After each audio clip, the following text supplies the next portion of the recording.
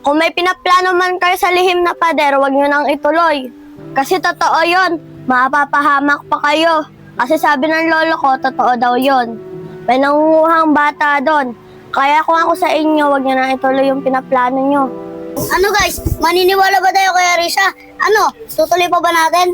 Oo, tutuloy natin. Oo nga, tutuloy natin yun. Arisha! Wala na wala si Arisha. Guys, hayaan nyo na siya. Basta itutuloy natin ha. Lalabanan natin yung halimaw. Ito yung plano ko. Diba guys, dito lalabas yung halimaw. At saka pag nandito na yung halimaw, eto si Iris tapos si Jackie. Atakin niyo yung lubid. Pag nadaba naman yung halimaw, dito naman siya matututok sa pako. At ako naman, lalagyan ko siya ng gasolina. Si Kyle naman, sisindihan niya. At saka, pag si Rosalie naman, pag hindi natin kinaya, magsusumbong siya kay Epe. Nagkakaintindihan ba tayo? Oy, Daisy! Yung tatlong babae, kumuha ng lubid, pako, at saka kahoy. Kaming dalawa ni Kyle, kukunin ko yung gasolina. Si Kyle naman, kukuha ng lighter. Ano? Ano guys? Nagkakaintindihan na ba tayo? Let's go! Tara na!